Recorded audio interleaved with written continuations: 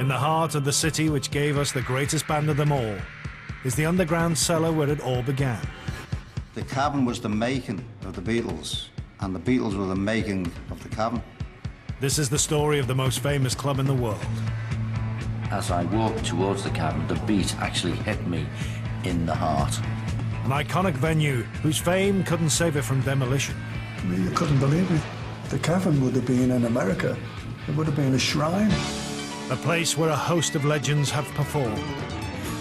Playing the Cavern was quite special for us. But whose name will always be best remembered as the birthplace of the Beatles. To see the Beatles, it was just skull-shattering. You could lean across and touch them. We'd seen Elvis, but that was the movies, that was America, that was another world. This was ours, this was on our doorstep in my hometown.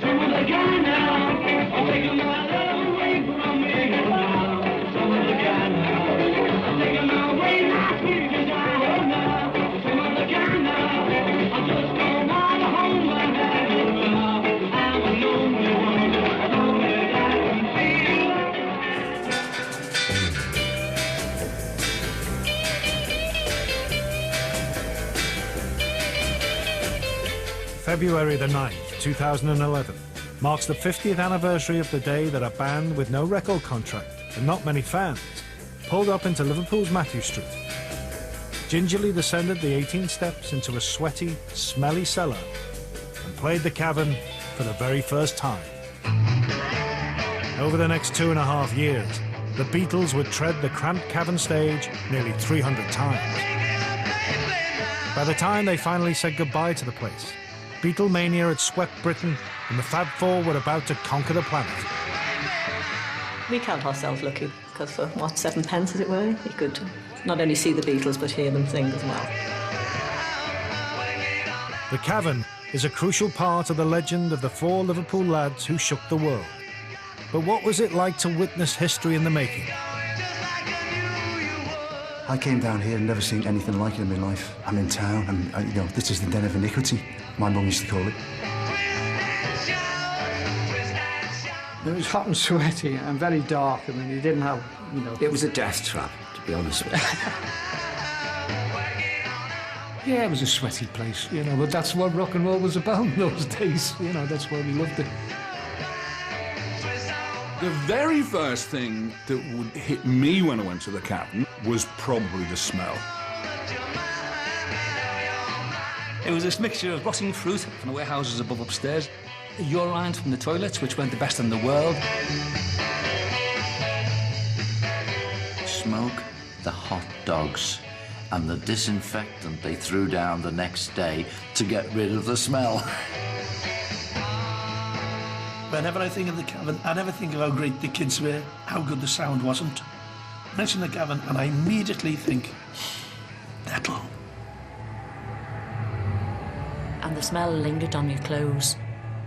You'd be on a bus going home, and then somebody would get up and sit in front of you, and you just go like that, and you go, she's been the Cavern. There are places I remember all my life, though some have changed. The Cavern started out as a Victorian fruit warehouse and served as an air raid shelter during the war, before opening as a jazz club in 1957. All these places have their moments. The Quarrymen, a skiffle band formed by a teenage John Lennon, played there in this early incarnation.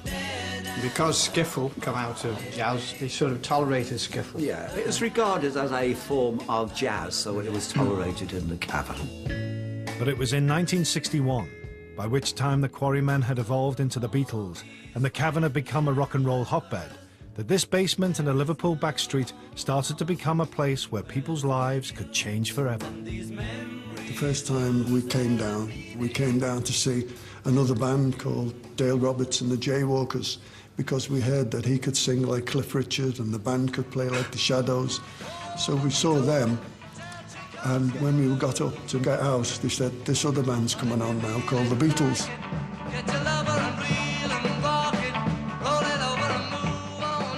He didn't speak when he came on, he just started singing straight away. Pete was so loud and the whole sound was so different. And the Beatles came on, and I wanted to be in that band. I wanted to be in a band like them. I wanted to play here.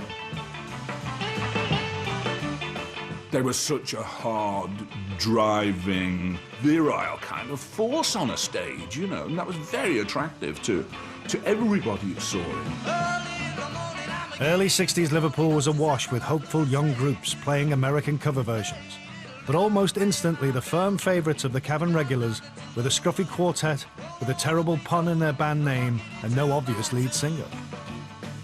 A lot of the people who came, if they didn't like George, it didn't matter, because they liked Paul. And if they didn't like Paul, they would like John. And if they didn't like John, they would like George. You know, it was 3 lead singers. Lennon's voice, I remember particularly, that pleading voice, Dizzy Dizzy Miss Lizzie, which he just sort of tore apart as a song, really. John, very sort of sarcastic, tongue-in-cheek, but friendly. Paul was, as ever, PR man of the group, would be fluttering his eyelashes at all the girls.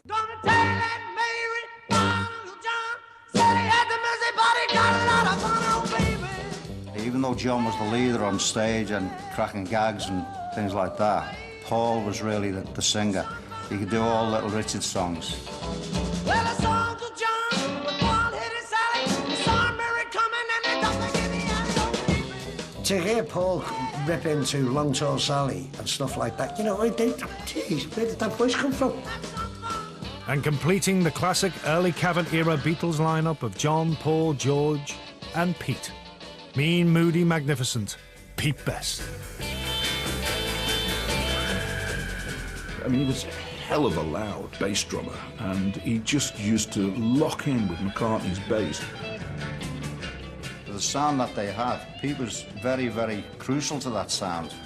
And that was the sound that made them so popular here. He was moody, he didn't speak, he didn't ever say anything. But just shy, wasn't he? Yeah, Shy. he sort of looked down under his eyes at you and always lovely. Yeah. It was definitely a James Dean situation, you know, where girls would just wait for him to smile, and he never did. In those days, I had to crank out a solid beat. If the girls were trying to make me smile, you know, I had my head down, I'm concentrating on what I'm doing. Now and again, I give a little grin. A special bond was formed between the 4 Beatles and the teenagers paying to see them. And that was cemented in the informal atmosphere of the now legendary Cavern lunchtime sessions.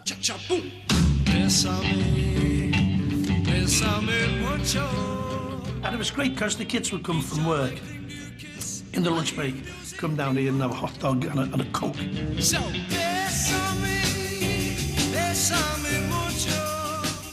They played 2 spots. It was 12 to 1, and then 1:15 to 2:15. And the best spot was the second spot. So I always tried to get my lunch a little bit late. And I would run from where I worked and got down here, watched the show, tried to hang around as long as I could at the end, have a chat at the coffee bar at the back. And it was very, very relaxed because you could just shout up to them and ask them to play different numbers, and they messed about on stage. Money don't get everything it's due.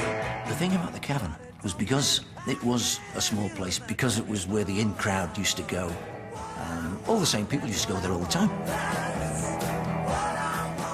I reckon I must have seen the Beatles maybe 100, 150 times. The interaction with the fans, they would chat, they knew everyone's name.